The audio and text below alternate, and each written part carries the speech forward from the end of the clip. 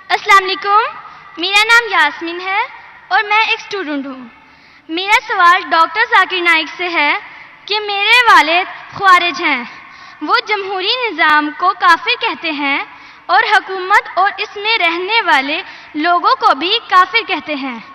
مجھے حکم دیتے ہیں کہ میں ان کا نظریہ اختیار کروں، لیکن مجھے یہ غلط لگتا ہے کہ میں ایک مسلمان کو کافر کہوں۔ وہ اب میری شادی بھی ایک خوارج سے کر رہے ہیں، کیا خوارج سے شادی کرنا جائز ہے؟ وہ مجھے دھمکی دیتے ہیں کہ اگر میں ان کا نظریہ نہ اپناؤں تو وہ مجھے آگ کر دیں گے۔ آپ کا سوال مجھے آدھا سننے میں آیا۔ آپ نے کہا کہ آپ کے والد کیا تھا، ہمیں سنا نہیں۔ آپ ذرا سوال کو واپس سے دہرائیں گے بہن؟ میرے والد ایک خوارج ہیں۔ خوارج؟ ہاں، خوارج۔ یس، اور وہ جمہوری نظام اور اس میں رہنے والے لوگوں کو کافر کہتے ہیں اور ان کا نظریہ نہ اپنا پر مجھے آگ کرنے کی دھمکی دیتے ہیں اور میری شادی ایک خوارج سے کرنا چاہتے ہیں۔ کیا خوارج سے شادی کرنا جائز ہے؟ بہن جی، مسلمان کو صرف مسلم سے شادی کرنا چاہیے۔ کیا خوارج ایک کافر ہے؟ آپ نے کوئی خوارج مطلب ایگزٹ، خوارج مطلب وہ اسلام کو چھوڑ چکا ہے۔ وہ میرے فادر ہیں۔ اب فادر ہو کوئی بھی ہو، اگر آپ نے خود کہا کہ میرے والد خوارج ہے، خوارج مطلب جو اسلام سے دور جاتا ہے، تو جو اسلام سے دور جاتا ہے اور اسلام کے خلاف جاتا ہے اسے کہتے خوارج۔ مطلب جو تو ان سب میں میرے لیے کیا حکم ہے؟ آپ کے لوگوں میں کیا مسلمان سے شادی کرو۔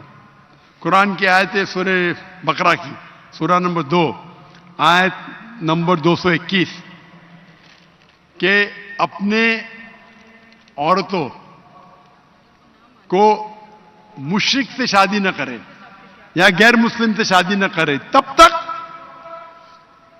وہ مسلم نہ بنے، مومن نہ بنے۔ ایک شخص جو سلیو ہو، کتنا بھی غریب ہو، وہ بہتر ہے اس شخص سے، اس مشرک سے، اس غیر مسلم سے، چاہے وہ کتنا بھی آپ کو متاثر کرے۔ اور پھر آیت کنٹینیو ہوتی ہے کہ آپ کوئی مشرکہ سے شادی نہ کرے جب تک وہ مومنہ نہ بنے۔ تو اسلام میں صاف کہا گیا ہے کہ آپ ایک مسلم سے شادی کرنا چاہیے۔ تو قرآن میں یہ بھی تو لکھا ہے کہ جو ایک انسان کا ولی ہوتا ہے، اور اگر وہ یہ بات نہ مانے کہ میں ایک مسلمان سے شادی کروں تو اس معاملے میں کیا کروں؟ بہن جی، یہ قرآن میں نہیں لکھا ہے، حدیث میں لکھا ہے۔ حدیث میں لکھا ہے کہ شادی کرنے کے لیے خاتون کو، عورت کو ولی کی ضرورت ہے اور ولی والد ہے، لیکن اس میں اختلاف ہے۔ حنفی مذہب میں یہ ضروری نہیں، فرض نہیں ہے۔ اگر ولی والد اجازت نہیں دیتے تو دینا اچھی بات ہے، لیکن فرض نہیں ہے۔ باقی 3 ائمہ میں ولی والد ہونا ضروری ہے، لیکن آپ کے کیس میں اگر والد خوارج ہے تو یہ آتا ہی نہیں معاملہ۔ یہ ان کے لیے بہن جی، آپ بیچ میں دخل اندازی دیتے رہیں گے تو کیسا میں جواب دوں؟ آپ کا سوال ختم ہو چکا ہے، ابھی جواب کو سنیے۔ آپ اگر دخل اندازی، آپ کو اپنا سوال پورا ایک ساتھ میں بولنا چاہیے۔ آپ بیچ میں دخل اندازی کرتے رہیں گے تو ختم ہی نہیں ہوگا نا۔ آپ کا سوال ختم ہو گیا، ابھی جواب سنو اور دوسرے کو موقع دو سوال کرنے کا۔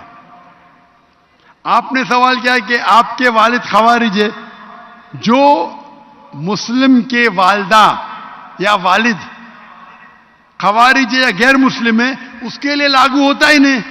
اگر آپ کے والد غیر مسلم ہیں یا خوارج ہے تو آپ پہ یہ حدیث لاگو ہی نہیں ہوتی ہے۔